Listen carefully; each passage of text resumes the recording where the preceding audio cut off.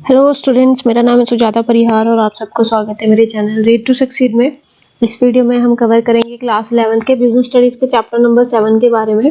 Chapter का नाम है सोर्सेस ऑफ बिजनेस फाइनेंस। थोड़ा सा बड़ा चैप्टर है, इसलिए इसको दो पार्ट में कवर करेंगे, part 1 and 2। Reference Poonam Gandhi ji की बुक से लिया है। टॉपिक्स हमको कवर करने हैं: meaning of business finance, nature of business finance, sources of finance on the basis of ownership, sources of raising finance. 5th topic है बोरोड फंड। 6th टॉपिक है factors kept in mind before selecting a suitable source of business finance. तो ये 6 topics हमको इस पूरे chapter में cover करने हैं। तो चलिए स्टार्ट करते हैं। सबसे पहला टॉपिक आता है मीनिंग, यानी कि मीनिंग ऑफ बिजनेस फाइनेंस।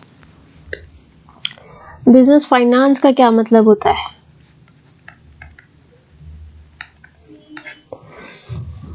अगर आप कोई भी काम करना चाहते हैं, फॉर एग्जाम्पल आपको स्कूटी खरीदनी है, तो आपको क्या चाहिए होगा? सबसे पहली चीज जो आपको चाहिए होगी वो चाहिए होंगे आपको पैसे।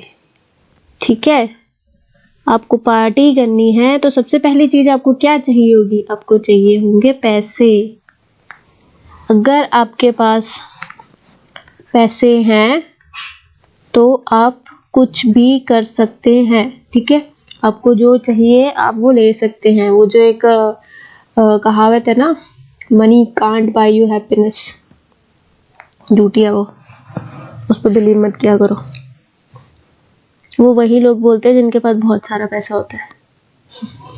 तो meaning of business finance, business finance का मतलब होता है कि आपको जो भी आपका ऑब्जेक्टिव है, आपको जो भी काम करना है, आपको जिस भी पर्टिकुलर चीज का बिजनेस करना है, उसको शुरू करने से पहले आपको फंड्स लगेंगे, कैपिटल फंड्स या फिर क्रेडिट फंड्स, जो आप इन्वेस्ट करोगे अपने बिजनेस में। ठीक है, फाइनेंसिंग का मतलब होता है मनी अवेलेबल करना जब भी जरूरत है। मतलब कि जब भी आपको जरूरत है तो आपके पास में क्या होना चाहिए? पैसा। तो वो पैसा लाना मतलब फाइनेंस करना। पैसा कहीं से भी लेकर आओ, किसी से भी उधार लो, बैंक से, चाचा से, ताऊ से, पापा से, मम्मी से, जिस मर्जी से ले लो, पर पैसा जब चाहिए तब होना चाहिए। ठीक है, अगर आपको जरूरत है, आपके पास खुद के पास है तो ठीक है, नहीं तो क्रेडिट लो, कुछ भी करो। जब भी आप कोई बिजनेस करने जा रहे हो तो आप पहले प्लान कर लेते। पहले आप अपने हाथ में देखते हो कि भाई 1000 ही रुपए है, इसमें तो जो भी हो सकता है, इसमें जितनी भी चीजें होंगी, इसमें आप वो सारी चीजें सोच लोगे कि किस तरीके से करनी है। ठीक है, business finance may be defined as planning, raising, managing and controlling all the money used or capital funds of any kind use in connection with business. कि आप बिजनेस में या बिजनेस के साथ जितनी भी कनेक्टेड चीजें हैं, जहां पे भी पैसे की जरूरत है, तो बिजनेस फाइनेंस का यही काम है कि प्लान करना, रेज करना, फंड्स को मैनेज करना, कंट्रोल करना कि हम कितना पैसा कहाँ यूज करेंगे, कहाँ से हम कैपिटल फंड्स, अपना जो भी क्रेडिट फंड है, कहाँ से हम पैसा लेंगे, कहाँ हम पैसा डालेंगे। ठीक है, किन चीजों पे कितना कितना इन्वेस्टमेंट करना है और उसको किस तरीके से यूज करना है, वो सारी चीजें ध्यान में रखना बिजनेस फाइनेंस के अंडर में आता है। फाइनेंस जो होता है वो मेजर फंक्शन होता है किसी भी बिजनेस एंटरप्राइजेस का। ठीक है, वो किससे डील करता है कि अरेंजमेंट करना एडुकेट अमाउंट ऑफ कैपिटल की, ताकि आप अपने ऑब्जेक्टिव्स को अचीव कर पाए। फॉर एग्जांपल, आप एक शर्ट, आपका बिजनेस है, मतलब आप शर्ट्स प्रोड्यूस करते हो, तो आपके पास ना 10,000 रुपीज की कमी हो रही है, आपके पास 10,000 रुपीज कम है, तो आप उसको लोन लोगे, क्रेडिट लोगे, बस कहीं कैसे भी करके अरेंज करो ताकि जो आपका जो ऑब्जेक्टिव है वो आप अचीव कर लो। तो ये होता है फाइनेंस, बिजनेस फाइनेंस। ठीक है, सेकेंड टॉपिक आता है हमारा nature of business finance. Business finance का कैसा नेचर होता है? तो नेचर ऑफ बिजनेस फाइनेंस, देखो, बिजनेस एंटरप्राइजेस को कैपिटल की जरूरत होती है, फाइनेंस की जरूरत होती है कुछ पर्पसेस की वजह से। कौन कौन से पर्पस होते हैं? पहला आता है, जब आपको बिजनेस स्टार्ट करना है तो आपको पैसे तो चाहिए ही, आप बिना पैसों के बिजनेस स्टार्ट नहीं कर सकते हो। ठीक है, finance is required to procure fixed assets and also for meeting day to day expenses. Fixed assets खरीदने के लिए, जो भी आपके डे टू डे एक्सपेंसेस हैं, उन हर चीज के लिए आपको फाइनेंस की जरूरत होती है। To meet the working capital requirement when production process lengthy है, आपको वर्किंग कैपिटल की जरूरत होगी, प्रोडक्शन प्रोसेस आपकी लंबी है तो आपको पैसे चाहिए होंगे कि रोज काम हो रहा है आपकी मशीन्स पे। ठीक है, तो रोज आपके वर्कर्स काम कर रहे हैं, उनको पेमेंट करनी है, तो आपको उसके लिए पैसे चाहिए होंगे।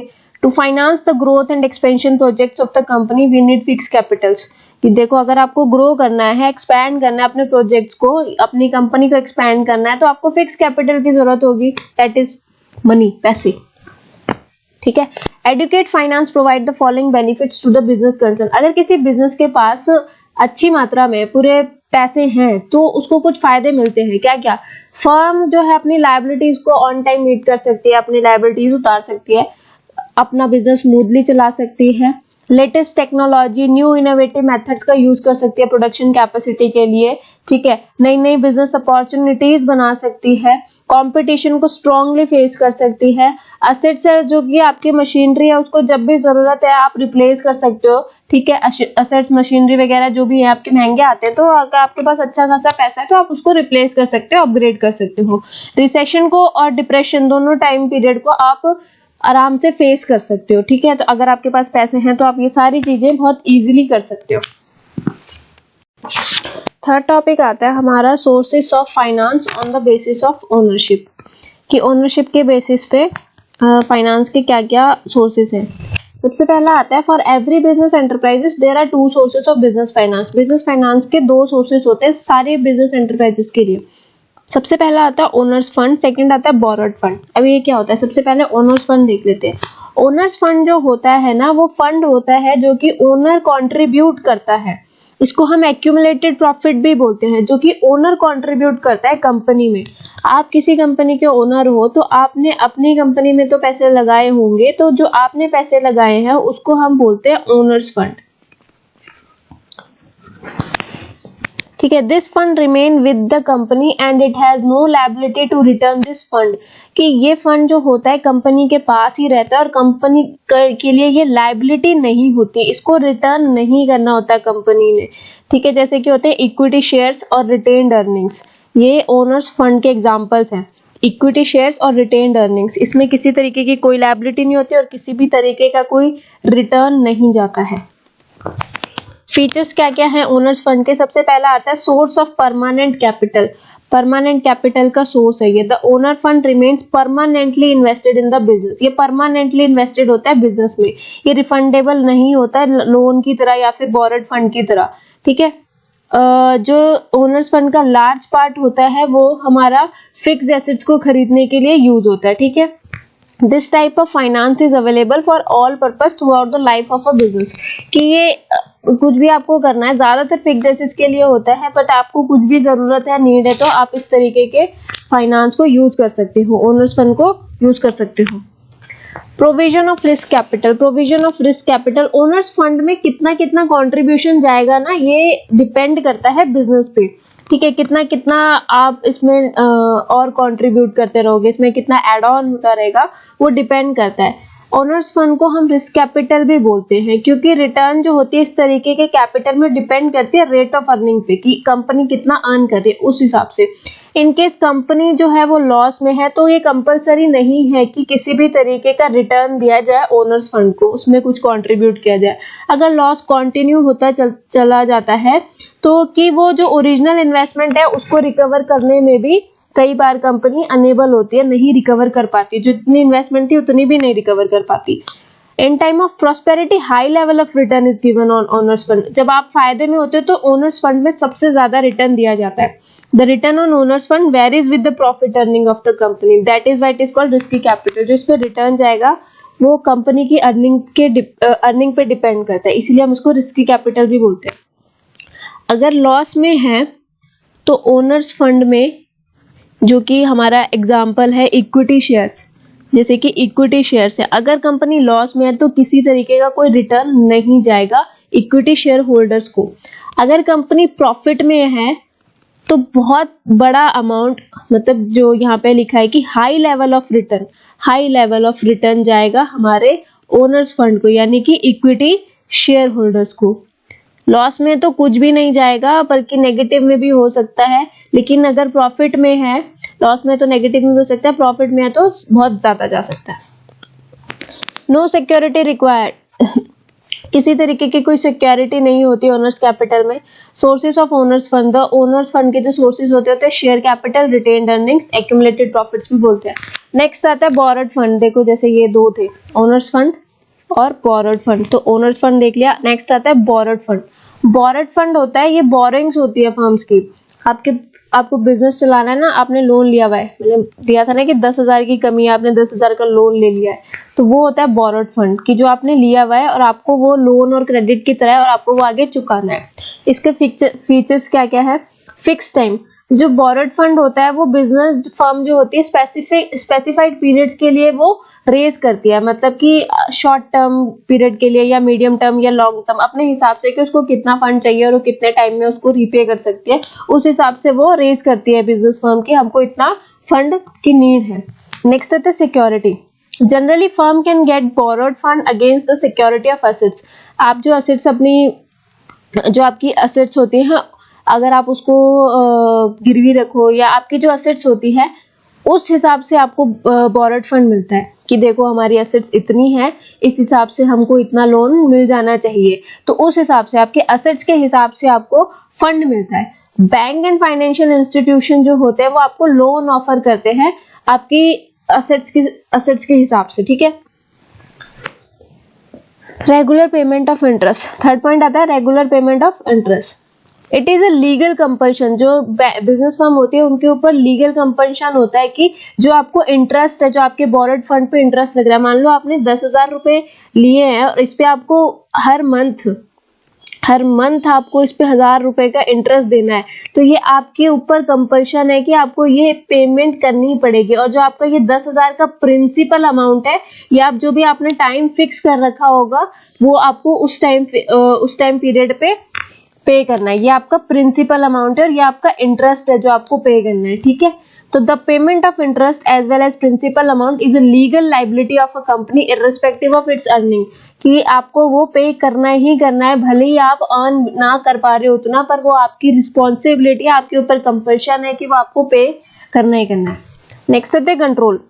The borrowed fund security holders do not get the right to control and manage the activity of the business firm। जिनके पास borrowed fund होते हैं, मतलब जिन्होंने हमको लोन दिया होता है, वो बिजनेस फर्म की किसी भी एक्टिविटी का पार्ट नहीं होते, उनका कोई किसी तरीके का कोई कंट्रोल नहीं होता, उनके पास कोई राइट नहीं होता, ठीक है। उनके पास राइट होता है कि फर्म को स्यू कर देना, अगर वो इंटरेस्ट या फिर जो भी लोन अमाउंट है वो रीपे ना कर पाए तो वो सीधे फर्म को बंद कर सकती है, स्यू कर सकती है, ठीक है, ये सब चीजें कर सकते हैं। Sources of borrowed fund. Borrowed fund के सोर्सेस होते हैं, सबसे पहला आता है debentures, loan from commercial banks, loan from financial institution, public deposits, incorporate deposit, trade credit. तो ये सारे अभी हम आगे जाके पढ़ेंगे, तो ये सारे होते हैं हमारे बोरोड फंड के सोर्सेस। नेक्स्ट आता है अब सोर्सेस ऑफ रेजिंग फाइनेंस। क्या फाइनेंस कहाँ से रेज कर सकते हो? तो जो ओनर्स फंड है, ओनर्स फंड के लिए आप कहाँ से पैसे ला सकते हो? पहला आता है equity share, preference share, retained earnings, GDP that is global depository receipt, ADR American depository receipt, IDR Indian depository receipt. तो ये है ओनर्स फंड के, जहाँ से आप अपना फाइनेंस रेज कर सकते हो।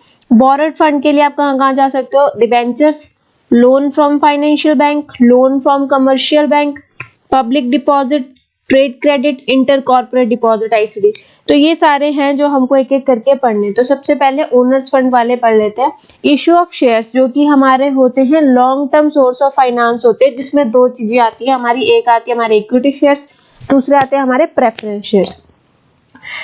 शेयर जो होते हैं वो स्मॉलेस्ट यूनिट होते हैं ओनर्स कैपिटल की, ठीक है, जिसमें एक कंपनी डिवाइडेड होती है, owners capital of the company is divided. इसका क्या मतलब है कि share is the interest of the shareholder in the company measured by a sum of money for the purpose of liability and interest. A share may also be defined as the unit of measure of shareholders interest in the company. According to companies act, a public company can issue two types of share. Shares होती है, कोई भी company है वो shares issue करती है, दो type के शेयर होते हैं, इक्विटी शेयर, प्रेफरेंस शेयर। तो जिसको भी वो शेयर्स खरीदने होते हैं वो स्टॉक मार्केट में आराम से वो शेयर्स को खरीद सकता है। ठीक है, अब आपने जो भी शेयर खरीदा, इक्विटी शेयर खरीदा, प्रेफरेंस शेयर खरीदा, इसके कुछ फायदे होते हैं और कुछ नुकसान भी होते हैं। तो वो सारी चीजें हमको पढ़नी है कि इक्विटी शेयर्स, प्रेफरेंस शेयर, इनके खरीदने के क्या फायदे हैं। और जब आप शेयर खरीद लेते हो मतलब आप उस ओनर्स फंड के में इन्वेस्ट कर रहे होते हैं, यानी कि एक तरीके से आप उस कंपनी के ओनर बन जाते हो। अब आप कितने ओनर हो ये डिपेंड करता है कि आपने कितने शेयर्स खरीदे हैं उस कंपनी के, उस पर डिपेंड करता है। ठीक है, इक्विटी शेयर्स पे चलते हैं। सबसे पहले equity share, share means smallest unit in which share capital of a company is divided and include stock. Smallest unit, कोई किसी कंपनी की जो उसकी क्या बोलते हैं शेयर कैपिटल को हमने डिवाइड करा, उस शेयर कैपिटल की भी, ये शेयर कैपिटल है, शेयर कैपिटल की भी स्मॉलेस्ट यूनिट होती है वो share. Equity share is a common security issued under permanent or owners fund capital. Equity share जो होता है वो कॉमन सिक्योरिटी होती है परमानेंट या फिर ओनर्स फंड कैपिटल में। Equity shares are the most important source of raising long term capital. अगर आपको लॉन्ग टर्म कैपिटल रेज करनी है तो इक्विटी शेयर जो होता है वो सबसे ज्यादा इंपॉर्टेंट होता है। The equity shares are those shares which do not carry any special right in the payment of annual dividend or repayment of capital। कि इक्विटी शेयर अगर आप लेते हैं तो इसकी कोई गारंटी नहीं है, इसका कोई स्पेशल राइट नहीं है कि आपको एनुअली डिविडेंड मिलेगा या आपको जो आपने कैपिटल इन्वेस्ट करी है उसकी रीपेमेंट मिलेगी। इस बात की कोई गारंटी नहीं होती। आपने जितने के खरीदे हैं मान लो, उस पे आपको जरूरी नहीं है कि कुछ फायदा ही हो, आपका नुकसान भी हो सकता है। At the time of winding up also capital of equity share holder is return only after every claim has been settled. अगर वाइंडिंग अप हो रही है कंपनी की तो जो भी शेयर होल्डर्स का बनता है वो उसको दे दिया जाएगा, क्लेम्स वगैरह सब सेटल करके, अगर कुछ बनता है तो। Prior to the year 2000 the companies were allowed to issue equity share with equal rights only. जो 2000 से पहले जो कंपनीज होती थी उनको अलाउ होता था कि जो इक्विटी शेयर होल्डर्स जितने भी होंगे ना सबको इक्वल राइट होगा। लेकिन इन द ईयर 2000 में एक एक्ट आया, amendment act was made in companies act permitting companies to issue two category of equity shares. इसने बोला, कंपनीज एक्ट ने बोला, एक अमेंडमेंट पास हुआ कंपनीज एक्ट के द्वारा कि आपको दो टाइप के शेयर होंगे, दो कैटेगरी होगी इक्विटी शेयर्स की। इक्विटी शेयर्स जिसमें इक्वल राइट्स होते हैं और equity share with differential right as to dividend की अलग अलग तरीके के राइट्स होते हैं। ये क्या क्या है ये हमें नहीं पढ़ना है, बस ये दो चीजें जाननी जरूरी है। फीचर्स क्या क्या है इक्विटी शेयर के। प्राइमरी रिस्क बियरर, मान लो कि कंपनी लॉस में चली गई, इक्विटी शेयर को कुछ नहीं मिलेगा, सीधी सी बात है कुछ भी नहीं मिलेगा। लॉस जब तक रहेगा किसी तरीके की कोई पेमेंट नहीं दी जाएगी, सिर्फ जो क्रेडिटर्स होते हैं उनको पेमेंट दी जाती है। बोरोड फंड वाले जो क्रेडिटर है हमारे, जिनसे हमने उधार ले रखा है, उनको दिया जाएगा, जो दिया जाएगा इक्विटी शेयर होल्डर्स को कुछ नहीं मिलेगा। क्लेम ओवर रेजिडुअल इनकम, जो भी लेफ्ट ओवर इनकम होती है ना कंपनी की, जो भी कंपनी का खर्चा खुर्चा निकाल के उसका जो ओनर होता है उस पे जो क्लेम कर सकता है वो इक्विटी शेयर होल्डर्स होते हैं कि भाई अब बची कुची हमारी होती है। अब वो बहुत ज्यादा बची कुची है तो भी उनकी है, थोड़ी सी बची कुची है तो भी उनकी है। बेसिस फॉर लोन्स, अगर आपके जो इक्विटी शेयर होल्डर्स है वो बहुत ज्यादा है तो आपको लोन बहुत इजीली मिल जाता है। मतलब आपकी कंपनी की जो क्रेडिबिलिटी होती है ना वो डिपेंड करती है आपके शेयर कैपिटल पे। कॉन्फिडेंस बढ़ता है क्रेडिटर्स का अगर आपके जो इक्विटी शेयर कैपिटल अच्छी है तो। नेक्स्ट आता है कंट्रोल। इक्विटी शेयर होल्डर्स जो होते हैं ना उनका पूरा कंट्रोल होता है कंपनी के ऊपर, कंपनी में किस तरीके की एक्टिविटीज हो रही हैं उनके ऊपर उनका सारा कंट्रोल होता है। कंपनी में जो भी होगा विद देयर परमिशन होगा, उनसे पूरी परमिशन ली जाएगी। इक्विटी शेयर होल्डर्स को वोटिंग राइट होता है। पूछ सकते हैं एक नंबर का क्वेश्चन, ट्रू फॉल्स में भी आ सकता है, इक्विटी शेयर होल्डर्स के पास वोटिंग राइट होता है कि नहीं होता है। इक्विटी शेयर होल्डर्स के पास वोटिंग राइट होता है। तो इक्विटी शेयर होल्डर्स जो होते हैं वो अपना वोट कास्ट करते हैं बोर्ड ऑफ डायरेक्टर्स को चूज करने के लिए, जो कि कंपनी के जो अफेयर्स है उनको कंट्रोल और मैनेज करेंगे। हायर प्रॉफिट, देखो अगर कंपनी प्रॉफिट में है तो जो क्रेडिटर्स है उनको उतना ही इंटरेस्ट जाएगा, जैसे 1000 रुपए का इंटरेस्ट था उतना ही जाएगा, ठीक है, उससे ज्यादा नहीं जाएगा, जो भी हमारे डिबेंचर है, जो भी हमने लोन्स लिए हैं। लेकिन जो हमारे इक्विटी शेयर होल्डर्स होते हैं उनकी कोई ऐसी लिमिट नहीं होती कि आपको महीने में सिर्फ 1000 रुपए मिलेंगे, 2000 रुपए मिलेंगे। जितना प्रॉफिट उस हिसाब से, जितने उनके पास जो भी शेयर होल्डर्स है, जितने उनके पास शेयर है उस अकॉर्डिंग उनको फायदा दिया जाता है। कि अगर मान लो आपने 1000 रुपए इन्वेस्ट करे हैं, 1000 का शेयर खरीदा है, तो हो सकता है कि आपको 1 लाख भी मिल जाए, हो सकता है ऐसा, और हो सकता है कि आपको 10,000 या 1 लाख देने भी पड़ जाए। लॉस के टाइम पे आपको नुकसान भी है और प्रॉफिट के टाइम पे आपको प्रॉफिट भी है उतना ज्यादा, ठीक है। Pre-emptive right, equity share holders के पास प्रीएम्प्टिव राइट होता है, ठीक है, जो कि कंपनीज एक्ट ने उनको प्रोवाइड किया है। जो भी कंपनी, अगर देखो इसमें क्या होता है कि अगर कंपनी प्लान कर रही है इक्विटी शेयर्स को इशू करना, कि अपने नए इक्विटी शेयर्स को वो इशू करेंगे, नए शेयर्स लाएंगे, तो वो सबसे पहले उनको जो एग्जिस्टिंग शेयर होल्डर्स है उनको ऑफर करने पड़ेंगे। उसके बाद ही अगर एग्जिस्टिंग शेयर होल्डर रिफ्यूज करते हैं नए शेयर्स को खरीदना, तभी वो बाहर जनरल पब्लिक में वो इशू कर सकती है अपने नए शेयर्स को, ठीक है। इससे इक्विटी शेयर होल्डर्स का राइट प्रोटेक्ट करते हैं। अब इसके कुछ मेरिट्स यानी कि एडवांटेजेस हैं।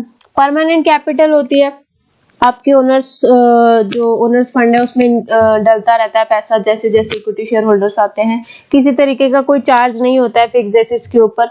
हाई क्रेडिट स्टैंडिंग होती है, मतलब कि अगर ज्यादा इक्विटी शेयर होल्डर्स हैं तो आपकी क्रेडिट वर्दीनेस अच्छी होती है, आपको अच्छा क्रेडिट मिलता है। ह्यूज फंड, आप बहुत ज्यादा फंड रेज कर सकते हो इक्विटी शेयर्स इशू करके मार्केट में, ठीक है, बहुत ज्यादा फंड आपके पास आ सकता है।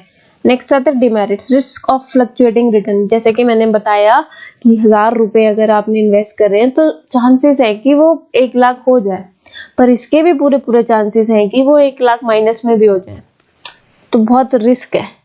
इनफ्लेक्सिबिलिटी रहती है, can not be return, loss में चल रही है तो किसी तरीके को कोई रिटर्न नहीं मिलने वाला आपको, ठीक है, वो पूरी लाइफ टाइम हो सकता है आपको किसी तरीके का कोई रिटर्न ना मिले। लीगल फॉर्मेलिटीज बहुत सारी फेस करनी पड़ती है किसी भी कंपनी को जब भी उसको इक्विटी शेयर्स को इशू करना होता है जनरल पब्लिक के लिए, तो बहुत सारी लीगल फॉर्मेलिटीज होती हैं। Issue depend on market condition. देखो अगर जो इक्विटी शेयर्स पे ना जब बूम पीरियड होता है ना तभी आपकी शेयर्स मार्केट ज्यादा इंक्रीज होती है, लेकिन जैसे रिसेशन का पीरियड आता है शेयर मार्केट डाउन हो जाती है। तो मार्केट कंडीशन देख के ही लोग खरीदते हैं इक्विटी शेयर्स को। नेक्स्ट आता है हमारा प्रेफरेंस शेयर। इक्विटी शेयर्स हमने देख लिया, नेक्स्ट आता है प्रेफरेंस शेयर। ये भी ओनर्स फंड का पार्ट है और ये लॉन्ग टर्म के लिए रेज किए जाते हैं। प्रेफरेंस शेयर वो होते हैं जिनको इक्विटी शेयर से पहले प्रेफरेंस दी जाती है कुछ चीजों में, डिविडेंड के पेमेंट में, the repayment of investment amount during winding up के टाइम पे सबसे पहले इनको पेमेंट दी जाती है, ठीक है। फीचर्स क्या क्या है? फिक्स रेट ऑफ डिविडेंड, मतलब कि आपको जैसे बोलते हैं ना कि हर महीने हम इतना पैसा दे देंगे। प्रेफरेंस शेयर आपने खरीदा हुआ है तो जैसे इक्विटी शेयर का होता है कि अगर प्रॉफिट हुआ, इक्विटी शेयर्स में होता है प्रॉफिट हुआ तो आपका भाई लो आपको 50% दे दिया। इनको अगर बोला हुआ है कि हम तुमको 10% देंगे तो हर महीने आप इनको 10% दोगे, ठीक है। इक्विटी शेयर से पहले इनको पैसे कम मिलेंगे पर मिलेंगे। हो सकता है कि इनको अगर आपने डिसाइड किया है कि 50% देना है तो हो सकता है कि इनको 10% भी ना मिले, मतलब कुछ भी ना मिले, ये नेगेटिव में चल रहे हो। लेकिन इनको प्रेफरेंस शेयर में ये होता है कि अगर जितना आपने बोला है कि इनको देना है उतना आप इनको डिविडेंड, रेट ऑफ डिविडेंड जो है आप इनको पे करोगे इक्विटी शेयर होल्डर्स को देने से पहले। किसी तरीके की कोई सिक्योरिटी नहीं होती, प्रेफरेंस शेयर खरीदने से पहले कोई सिक्योरिटी नहीं रखवाते। Voting right, preference shareholders के पास इंपॉर्टेंट पॉइंट है, do not get voting rights under general conditions. Preference shareholders के पास वोटिंग राइट नहीं होता। However, the preference shareholder get voting right if the dividends are not paid for 2 years or more. अगर आपका dividend जो कि हमने आपको 2 साल से नहीं दिया या 2 साल या 2 साल से ज्यादा से नहीं दिया है तब आपको वोटिंग राइट्स का वोटिंग में राइट मिलता है, ठीक है। हाइब्रिड सिक्योरिटी, प्रेफरेंस शेयर्स जो होते हैं उनको हम हाइब्रिड सिक्योरिटीज भी बोलते हैं क्योंकि इसमें जो फीचर्स होते हैं वो इक्विटी शेयर्स के भी होते हैं और डिबेंचर्स के भी होते हैं। इक्विटी शेयर्स की तरह इनको डिविडेंड सिर्फ तभी मिलता है जब कंपनी प्रॉफिट अर्न करती है, लेकिन डिबेंचर्स को शेयर और जैसे डिबेंचर्स को फिक्स रेट ऑफ रिटर्न मिलता है, इनको भी फिक्स मिलता है। डिबेंचर्स में था ना कि आपने लोन लिया हुआ है 1000 रुपए का, तो आप 10,000 का, तो आपको इंटरेस्ट देना है 1000 रुपए का, तो आपको देना ही देना है 1000 रुपए का इंटरेस्ट, ठीक है, चाहे लॉस हो रहा हो या प्रॉफिट। लेकिन प्रॉफिट हो रहा हो, ये जो प्रेफरेंस शेयर होल्डर्स होते हैं ना, इनको भी पैसे सिर्फ तभी मिलते हैं, प्रेफरेंस शेयर होल्डर को पैसे सिर्फ तभी मिलते हैं अगर प्रॉफिट हो रहा हो। अगर आपको बोला 1000 मिलेगा, तो प्रॉफिट चाहे 10 लाख का हो गया या 1 करोड़ का हो गया, आपको 1000 ही रुपए मिलेंगे, तो वहां इक्विटी शेयर्स को फायदा हो जाता है। फिर अगर मान लो प्रॉफिट 1000 का हुआ है, तो इनको बस 1000 मिलते जाएंगे, इक्विटी शेयर्स को नील बटे सन्नाटा, कुछ नहीं मिलेगा। Merits, advantages of preference shares, help to collect large amount of fund. Equity shares की तरह ही अगर आप प्रेफरेंस शेयर इशू करते हो तो आपको बहुत ज्यादा फंड मिल जाता है, किसी तरीके की कोई फिक्स लायबिलिटी नहीं होती है लॉस के टाइम पे, क्योंकि आपको किसी तरीके का कोई डिविडेंड देने की जरूरत नहीं होती, किसी तरीके की इंटरफेरेंस नहीं होती, क्योंकि प्रेफरेंस शेयर के पास किसी भी तरीके का कोई वोटिंग राइट नहीं होता, असेट्स पे किसी तरीके का कोई चार्ज नहीं करते हैं प्रेफरेंस शेयर होल्डर। वैरायटी होती है, अलग अलग तरीके के प्रेफरेंस शेयर्स आप इशू कर सकते हो, क्या क्या होते हैं वो जानने की जरूरत नहीं है क्योंकि हमारे टॉपिक में नहीं है। Trading on equity, rate of dividend जो होता है वो फिक्स होता है, ठीक है, आप उसको कुछ टाइम बाद उसको चेंज कर सकते हो। डिमेरिट्स होते हैं fluctuating and low return. Fluctuating होता है, लो रिटर्न होता है, कभी तो हो सकता है आपके पास कुछ मतलब जैसे कि मैंने बोला था कि 1 करोड़ का प्रॉफिट हो गया है, ठीक है, लेकिन फिर भी आपको अगर उन्होंने यही बोला है कि आपको 1000 मिलेगा, तो आपको 1000 ही मिलेगा, रिटर्न लो है। Dividend is not treated as an expense, जो आपको डिविडेंड पे किया जाता है ना, वो कंपनी उसको एज ए एक्सपेंस ट्रीट ही नहीं करती है, उसको अपनी इनकम टैक्स में कैलकुलेट ही नहीं करती है, इनकम से डिडक्ट ही नहीं करती है, किसी तरीके का कोई वोटिंग राइट ही नहीं होता प्रेफरेंस शेयर होल्डर्स के पास, ठीक है, बस सिर्फ तभी होता है जब आपको 2-3 साल से नहीं पेमेंट की गई हो, तभी होता है, अदरवाइज किसी तरीके का कोई वोटिंग राइट ही नहीं होता। डिमेरिट है, ये भी फिक्स्ड ऑब्लिगेशन होती है कि बता दिया भाई इतना ही देंगे तो इतना ही देंगे, चाहे जितना मर्जी प्रॉफिट हो, उससे ज्यादा नहीं देंगे आपको हम पैसे। नेक्स्ट आता है हमारे रिटेन प्रॉफिट्स। इक्विटी शेयर्स कर लिए, प्रेफरेंस शेयर्स कर लिए, उसी तरीके से होते हैं रिटेन प्रॉफिट्स, ये भी ओनर्स फंड में आते हैं, लॉन्ग टर्म फाइनेंस होते हैं। रिटेन प्रॉफिट्स को हम बोलते हैं ploughing back of profit, retained earnings, self financing और इंटरनल फाइनेंसिंग, रिजर्व, सरप्लस, ये सारे नाम होते हैं इसके, ठीक है। तो रिटेन्ड अर्निंग जो होती है वो होते हैं अनडिस्ट्रीब्यूटेड प्रॉफिट्स। रिटेन्ड अर्निंग कौन सी होती है? हमारे अनडिस्ट्रीब्यूटेड प्रॉफिट, जो हम हमारे डिविडेंड टैक्सेस पे करने के बाद जो हमारे पैसे बच जाते हैं, जिनको हम डिस्ट्रीब्यूट नहीं करते हैं, वो होते हैं हमारे अनडिस्ट्रीब्यूटेड प्रॉफिट्स, यानी कि रिटेन्ड प्रॉफिट्स। ये हमारे एक्सपेंशन और ग्रोथ के लिए हम इसको सेव करके रखते हैं, ठीक है। ये मोस्ट इंपॉर्टेंट सोर्स होता है फाइनेंस का, क्योंकि ये इंटरनली जनरेट होते हैं, इसलिए हम इसको बोलते हैं दिस मेथड ऑफ फाइनेंसिंग। इस फाइनेंसिंग के मेथड को हम सेल्फ फाइनेंसिंग भी बोलते हैं। ये पैसे हमारे अनडिस्ट्रीब्यूटेड प्रॉफिट्स हैं, जब हमने डिविडेंड पे कर दिया, टैक्सेस पे कर दिया, सारा खर्चा निकाल दिया, उसके बाद हमारे जो प्रॉफिट्स बच गए वो होते हैं हमारे अनडिस्ट्रीब्यूटेड प्रॉफिट्स, और इस मेथड को हम सेल्फ फाइनेंसिंग बोलते हैं, ठीक है। तो फीचर्स होते हैं कुशन ऑफ सिक्योरिटी, मतलब आपके पास रिटेन्ड अर्निंग है तो आपके पास सिक्योरिटी है, आप उसको कभी भी यूज कर सकते हो आने वाले टाइम में, ठीक है। Funds for new and innovative projects, आप नए प्रोजेक्ट्स में इसको इन्वेस्ट कर सकते हो, न्यू टेक्नोलॉजी लेके आ सकते हो। Medium and long term finance, retain profit जो होते हैं ओनरशिप फंड के मीडियम या लॉन्ग टर्म फाइनेंस में आ सकते हैं, ठीक है। मतलब कि आप कम टाइम के लिए या लंबे टाइम के लिए इनको यूज कर सकते हो। कन्वर्जन इनटू ओनरशिप फंड, आप इसको और नए शेयर्स को, मतलब आप इक्विटी शेयर्स और इशू कर दो मार्केट में, उसके लिए भी आप इसमें पैसे डाल सकते हो, ठीक है। तो इसके लिए भी हो सकते हैं कि ओनरशिप फंड में और ज्यादा आप कन्वर्जन कर दो इसको। मेरिट्स होते हैं मोस्ट डिपेंडेबल सोर्स, कंपनी ज्यादातर इस पे ही डिपेंड करती है, ठीक है, क्योंकि एक्सटर्नल सोर्स जो होते हैं वो होते हैं investors, market condition. Internal source जो होते हैं वो ज्यादा डिपेंडेबल होते हैं कि अगर आपको जरूरत है पैसे की तो अब बाहर से क्यों मांगने, भाई हमारे पास है ऐसे, ठीक है। तो नो कॉस्ट, किसी तरीके की कोई कॉस्ट नहीं होती क्योंकि इसमें आपको किसी तरीके का कोई एक्सपेंस नहीं है, प्रोस्पेक्टस नहीं, एडवर्टाइजिंग नहीं, किसी तरीके को खर्चा नहीं आ रहा है इस रिटेन अर्निंग्स में। मतलब अगर आपको इक्विटी शेयर्स इशू करने हैं तो आपको पहले एडवर्टाइजमेंट करनी पड़ेगी, प्रोस्पेक्टस में ऐड डालनी पड़ेगी कि हाँ हम हमारे शेयर्स को इशू कर रहे हैं, लेकिन रिटेन प्रॉफिट्स में ऐसा नहीं होता। नो फिक्स लायबिलिटी, किसी तरीके की कोई लायबिलिटी नहीं, आपको किसी को किसी तरीके का कोई डिविडेंड या किसी तरीके का कोई इंटरेस्ट नहीं देना है, किसी तरीके की कोई इंटरफेरेंस नहीं है, ठीक है। क्योंकि रिटेन अर्निंग हमारे पैसे हैं, हमारे बचे हुए पैसे हैं, ये कोई शेयर होल्डर लेकर नहीं आ रहा है, कोई सिक्योरिटी नहीं मांगता डिबेंचर्स की तरह, मतलब कि आपके एसेट्स के अगेंस्ट आपको पैसे नहीं दे रहा है, आपने कमाए उस पे गुडविल। अगर आपकी रिटेन अर्निंग अच्छी है तो आपकी जो स्ट्रेंथ है, फाइनेंशियल स्ट्रेंथ है, क्रेडिबिलिटी है आपकी कंपनी की, वो अच्छी रहेगी। ज्यादा से ज्यादा कंपनियां आपकी कंपनी में इन्वेस्ट करना चाहेंगे। Demerits, careless use, retain profits बचे हैं तो लगाओ उसको, ओनर सोचेंगे खर्चा करो कुछ, कहीं भी बिल्कुल खराब तरीके से आप इसका यूज कर सकते हो, तो केयरलेस यूज हो सकता है इसका। शेयर होल्डर्स की हमें डिससेटिस्फेक्शन आ सकती है कि हमें कम शेयर दिया इसलिए इनके पास इतना वो बचा, सरप्लस प्रॉफिट बचा, हमें ज्यादा शेयर देना चाहिए था।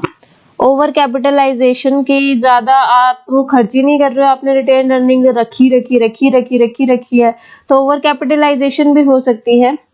अगर आप या फिर इशू कर दो बोनस शेयर, आपको जरूरत नहीं है बट आप रिटेन अर्निंग्स के थ्रू आप और ज्यादा शेयर्स इशू कर दो तो वो उसमें भी ओवर कैपिटलाइजेशन हो सकती है। इम्बैलेंस ग्रोथ, क्योंकि आप इसको डिविडेंड के तौर पर नहीं आगे फर्दर डिस्ट्रीब्यूट कर रहे हो, प्रॉफिट्स को इसको यूज नहीं कर रहे हो, या फिर आप ग्रोथ के लिए यूज नहीं कर रहे हो, तो शेयर होल्डर्स क्या करेंगे, वो अदर कंपनीज में इन्वेस्ट करना शुरू कर देंगे कि रिटेन अर्निंग्स का यूज ही नहीं हो रहा है, तो इससे ग्रोथ आपकी इम्बैलेंस्ड हो सकती है। नेक्स्ट आता है global depository receipts. Global depository receipts यानी कि जीडीआर, ये क्या होते हैं?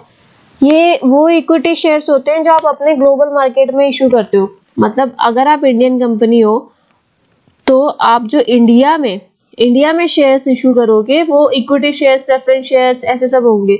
लेकिन जब आप इंडियन कंपनी और आप बाहर अपने शेयर्स को इशू कर रहे हो तो वो जीडीआर कहलाया जाएगा, ग्लोबल डिपॉजिटरी रिसीट्स। कि जब आप ग्लोबल मार्केट में अपने शेयर्स को इशू कर रहे हो, अपने इक्विटी शेयर्स को, तो ये इनडायरेक्ट इक्विटी ऑफरिंग्स होते हैं एक तरीके से। जो इसमें इक्विटी शेयर इशू किए जाते हैं वो इंटरनेशनल बैंक जो डिपॉजिटरी बोलते हैं जिसको, उसके अगेंस्ट किए जाते हैं। कंपनी इशू करती है डिविडेंड नोटिस, रिपोर्ट्स एक्सेट्रा, ये सब चीजें।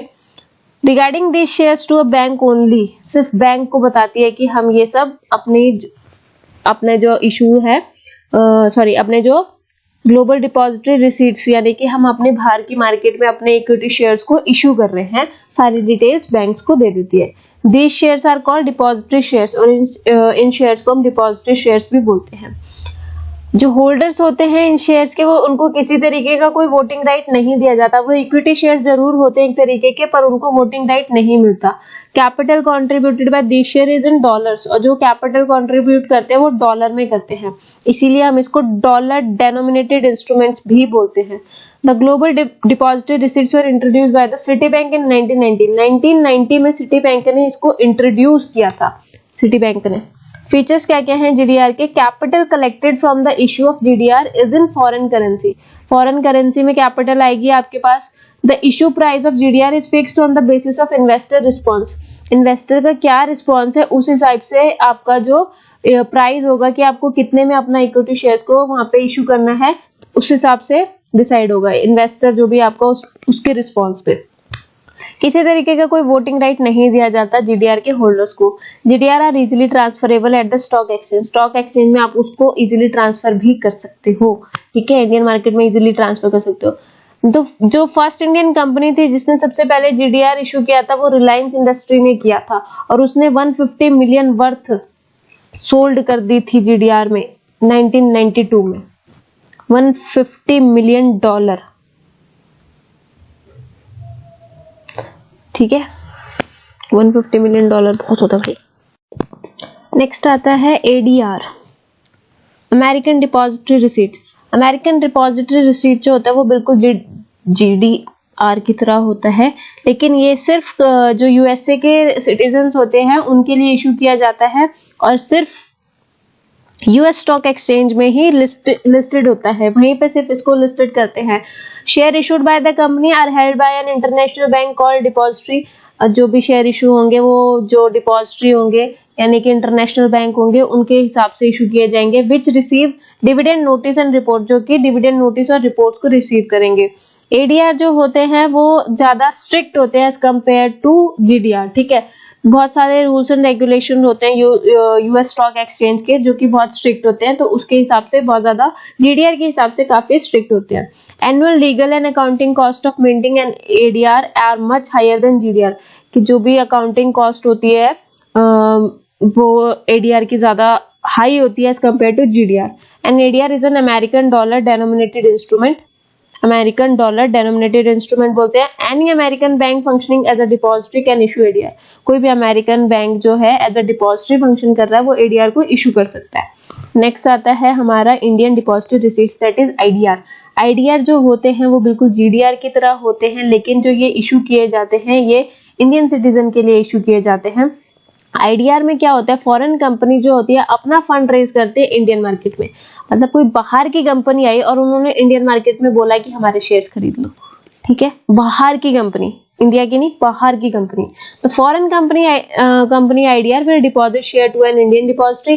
पहले वो अपना जो भी IDR है अपने शेयर्स को इंडियन डिपॉजिटरी में इशू करेंगे, फिर इंडियन डिपॉजिटरी जो होगी वो रिसीट्स करेगी इन्वेस्टर्स को, इन्वेस्टर्स में रिसीट्स इशू करेगी in India against the shares. ठीक है, मतलब कि इन शेयर्स के अगेंस्ट में रिसीट्स को इशू करेगी कि ये खरीद लो भाई, इन्होंने बोला है हमें। स्टैंडर्ड चार्टर्ड बैंक जो था वो पहली ग्लोबल कंपनी थी जिन्होंने इंडिया में फाइल किया था कि हमारे IDR को आप खरीदो, मतलब कि हमारे इंडियन डिपॉजिटरी रिसीट्स को आप खरीदो, हमारे शेयर्स को एक तरीके से आप खरीदो। अगर आपको IDR में इशू करना है तो एलिजिबिलिटी क्या क्या है। The issuing company must be listed in its home country. अपनी होम कंट्री में वो लिस्टेड होनी चाहिए, ऐसी नहीं कोई छोटी मोटी कंपनी, लिस्टेड कंपनी होनी चाहिए।